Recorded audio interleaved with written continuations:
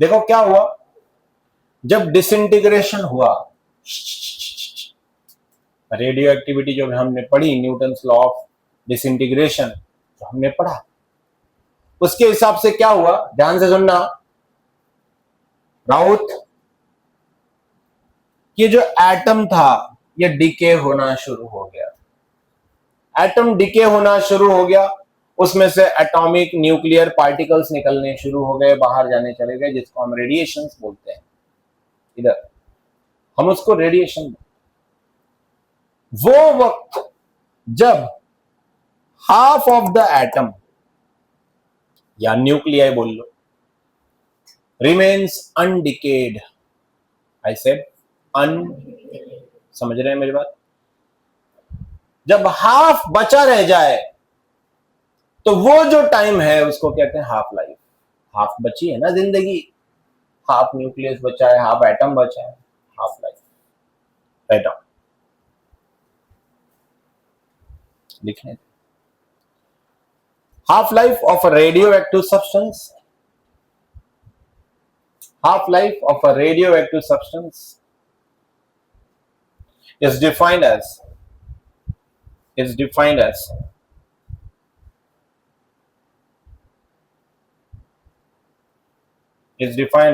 the time during which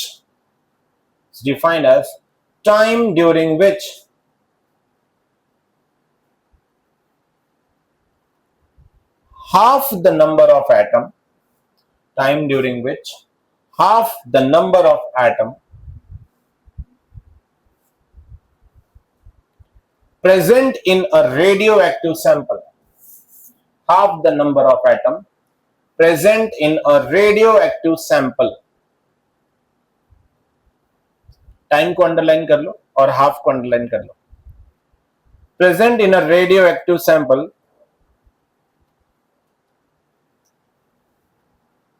is left undecayed,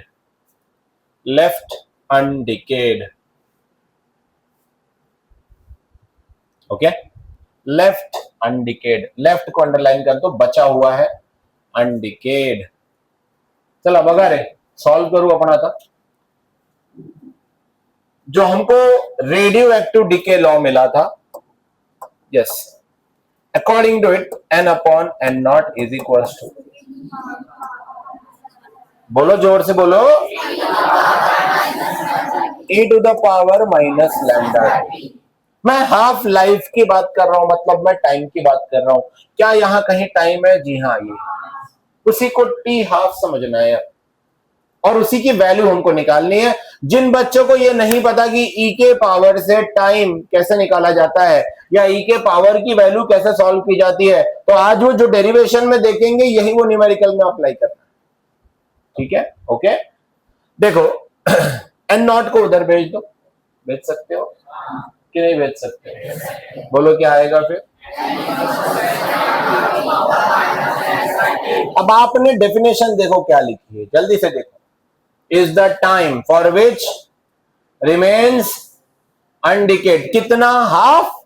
half of the atom बोला है, अरे बोलो ना, तो नंबर ऑफ न्यूक्लियर की वैल्यू पहले एन निकालो, N not E to the power, क्या एन के जगह हाफ बोला है, कितना न्यूक्लियर बचा है? हाफ। और पहले जो पहले था, मैंने कल उस दिन पढ़ा था, T is equal to 0, N is equal to N not, याद करो।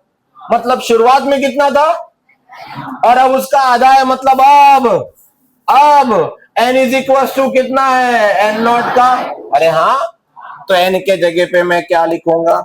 N not by 2 N not E to the power. तुम्हें नहीं समझा थोड़ा सा? बोलो एन नॉट। अब ये तेरे पास बच गया 1/2 ई टू द पावर, ठीक है, e to the power minus lambda t को थोड़ा सा तोड़ते हैं, पावर में माइनस होने का अर्थ होता है 1 e to the power lambda T.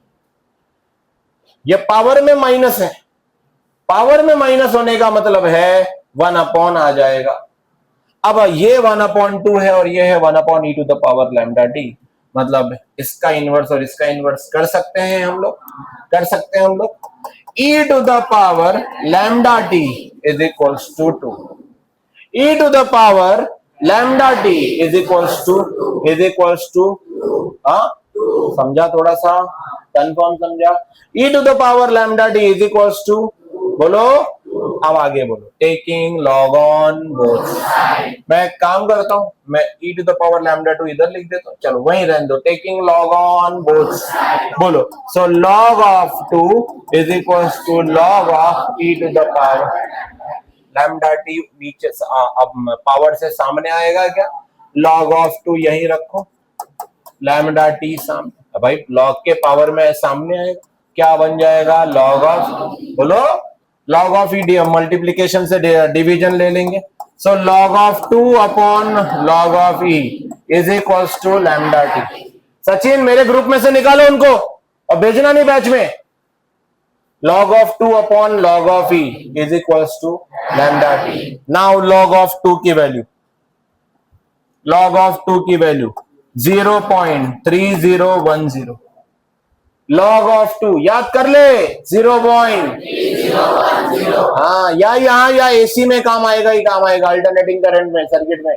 और फिर log of e 0.434, बोलो 0.434 इज इक्वल्स टू, जैसे तुम ये सॉल्व करोगे, देख ऊपर की वैल्यू 0.3 है, नीचे की वैल्यू देख 0. डिनोमिनेटर बड़ा है, आंसर फिर 0 पॉइंट में आएगा, क्योंकि न्यूमरेटर छोटा है, डिनोमिनेटर, तो आंसर 0 पॉइंट में आएगा और ये हो जाएगा 0.693, बोलो 0.693। तो अब आपके पास में t की वैल्यू आ गई 0.693 upon lambda, that is half life. इसी t को हम हाफ लाइफ गिनेंगे, t हाफ बोल देंगे, समझे? तो हमने ये देखा कि न्यूक्लियस साइज और न्यूक्लियर डेंसिटी के इस केस में कौन किसको प्रोपोर्शनल है? वॉल्यूम ऑफ, बोलो, volume of a nucleus is directly proportional to its atomic mass number. So if I write volume of a nucleus directly proportional to its atomic mass number, so what is volume of nucleus? 4/3 pi r cube, if r is the radius। भाई अलग अलग nucleus का अलग अलग radius होगा, जैसा atom है वैसा, ठीक है?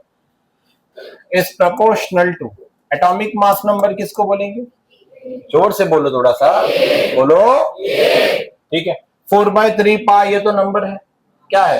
So can I write r cube is directly proportional to a, can I? Yes or no?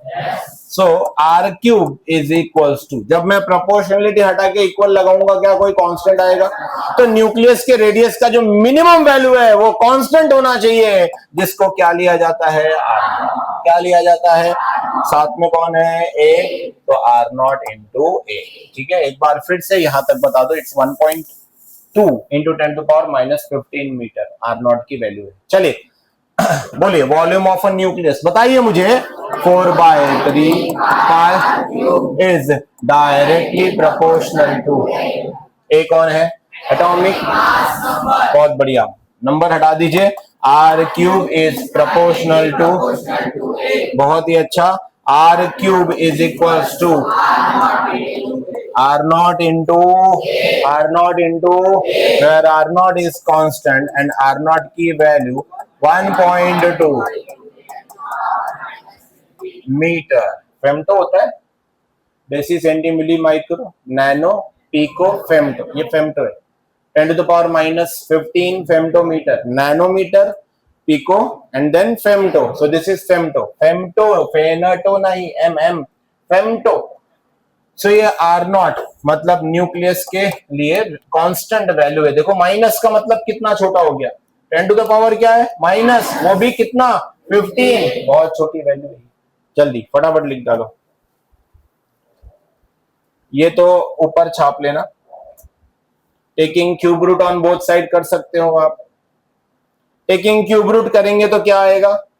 अगर यहां टेकिंग क्यूब रूट करेंगे तो इधर देखो जरा, इधर देखो जरा, इधर देखो, टेकिंग क्यूब रूट करेंगे तो क्या आएगा? r क्यूब का क्यूब रूट करोगे तो आर क्यूब का क्यूब रूट मतलब पावर में आर नॉट तो कांस्टेंट है, आर नॉट क्या है, तो ए का भी पावर में क्या करेगा 1/3, ये 3 क्या आया, R is equal to R not A का पावर, बस हो गया, खत्म कर दो जल्दी।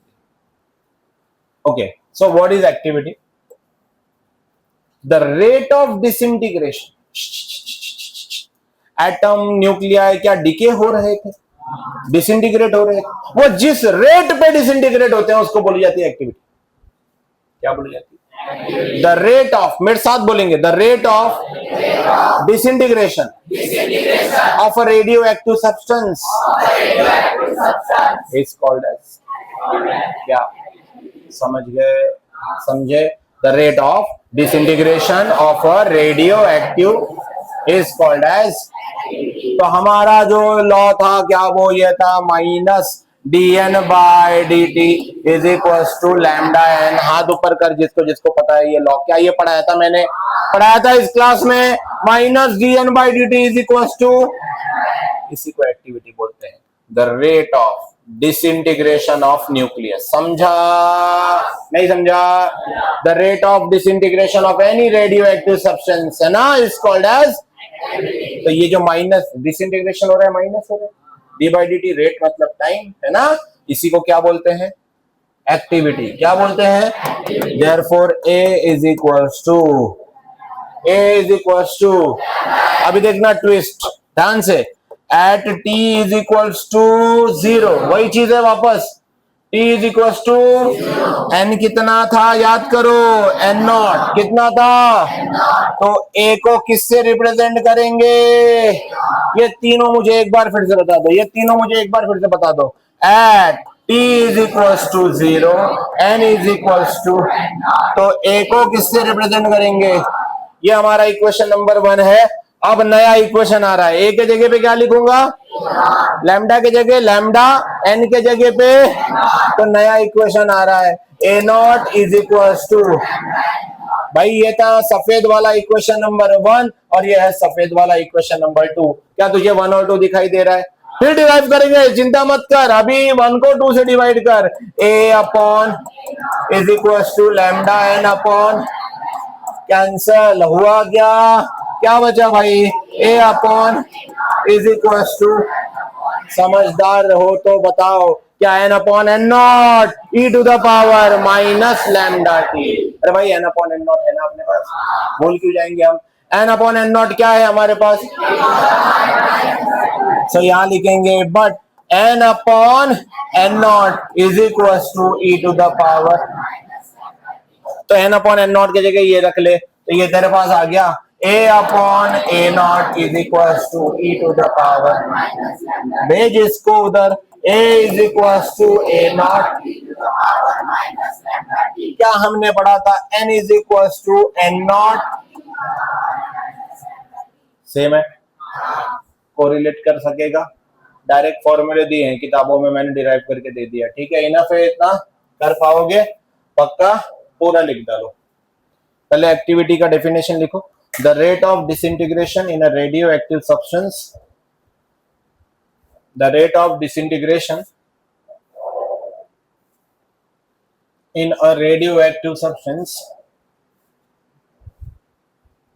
Is called as activity, X से क्या क्या बना बोलो, और क्या रिलीज हुआ, तो क्या ये पेरेंट है और ये प्रोडक्ट है, तो जो क्यू वैल्यू निकाली जाती है, आइए लक्ष्य दे, जो क्यू वैल्यू निकाली जाती है, देखना कैसे निकाली जाती है, इसके बाद तो फिर तुम करने वाले हो, मैं जानता हूं ये आपको काम आएगी, अभी बस थोड़ा सा डेमो दे रहा हूं उसका मैं, that last girl please change your position, please change your, उसको बोलना बेटा इधर सर को ना, कुछ अजानी सर को इधर, अभी क्यू वैल्यू हम निकालने जा रहे हैं, तो हमने ब्रैकेट कर देना है, बाहर क्या लिख देना है, तो अंदर मास आने वाला है, क्या आने वाला है, सो मास ऑफ, सब बने किसमें से है, x, minus mass of minus, किसी किसी समझा हाथ ऊपर कर, है इजी, इसके ऊपर न्यूमेरिकल आएगा तुमको एंट्रेंस में, ये सारी वैल्यू दे रखी है, आंसर डालना है, वैल्यू डालना है, निकालना है, ये बोर्ड्स में भी है। mx माइनस इंटू सी स्क्वायर। अब सपोज करते हैं एक x नाम के एलिमेंट से p बना, z बना, e बना, बोलो क्यों वैल्यू बताओ, बता सकते हो, बता सकते हो क्या, बता सकते हो क्या, बताओ फिर। क्या ये सही है, यही सही है। m गलत हो गया, एक मिनट, सॉरी, बोलो।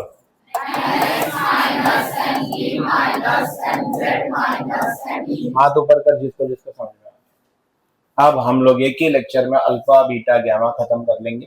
तीनों में जितने भी न्यूमेरिकल्स हैं, फिजन और फ्यूजन में, न्यूमेरिकल नहीं इक्वेशन है वो इसी पे, fission fusion alpha beta gamma, 5 छोटे छोटे डेरिवेशन, छोटे छोटे, और सब में यही है जवाब, तरीका यही है।